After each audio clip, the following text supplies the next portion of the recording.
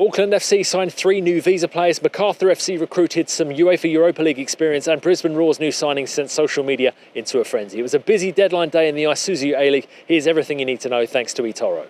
We begin across the ditch and with the league's newest club, Auckland FC. Finalising the deal late on deadline day, the club then kicked off their Tuesday with news they'd signed 3 players. Up front will be 26-year-old Uruguayan striker Guillermo Maia, who arrives having most recently played for Lionel Messi's boyhood club, Argentinian side Newell's Old Boys. To add to the South American flavour, joining Maia is 32-year-old Chilean Luis Felipe Gallegos, an all-action central midfielder. Gallegos arrives in Auckland after leaving Greek Super League side OFI Crete, and he'll be joined in the Auckland midfield by 25-year-old Belgian midfielder Louis Verstraete. A product of the Ghent Academy, Verstraete garnered UEFA Europa League experience with his boyhood club and joins from Belgian Pro League side Beveren. He's also represented Belgium at every youth level.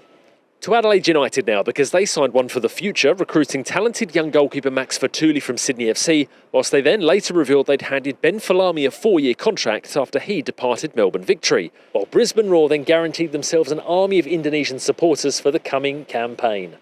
On Monday evening, the Queenslanders announced they'd signed Indonesia international Rafael Strijk from Dutch second division side ADO Den Haag. Brought up in the Dutch football system, Strijk can play as a number 9 or as a winger and will add plenty of depth to Ruben Zadkovic's side this season, and most recently featured for his country against the Socceroos in World Cup qualifying. And that's not to mention the fact he has millions of followers on social media, so much so that Brisbane Roar's Instagram has gained more than 30,000 new followers since the deal was announced.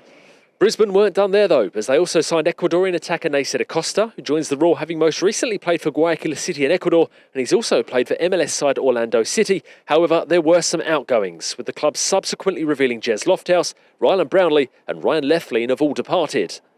Speaking of double deals, Macarthur FC announced 2 signings of their own on transfer deadline day. The first of which was former Belgian under-21 international defender Dino Arslanagich, a 2-time Belgian Cup winner with Europa League experience. The 31-year-old was most recently with Saudi Pro League side Al Riyadh SC. So, having strengthened his backline, Bulls boss Mile Stajovski then set about capturing a new striker, and he did just that, signing South Melbourne goal machine Harrison Sawyer after he hit 16 goals in the NPL Victoria this season and helped his old club reach the Australia Cup semi-finals, where they'll now face Macarthur. Melbourne City, meanwhile, made a big double signing of their own on deadline day, announcing they'd brought Socceroo Nathaniel Atkinson back to the club on a 3-year deal after the Isuzu UTE A-League championship winner was allowed to leave Scottish side Hearts, the club he joined from Melbourne City. Aurelio Vidmar wasn't finished there though. He also announced the signing of Israeli striker Jonathan Cohen, with the 28-year-old signing a 1-year deal having left Maccabi Tel Aviv. Speaking of strikers, Newcastle Jets added some firepower of their own, signing Brazilian forward Welissol from Brazilian club Brusque.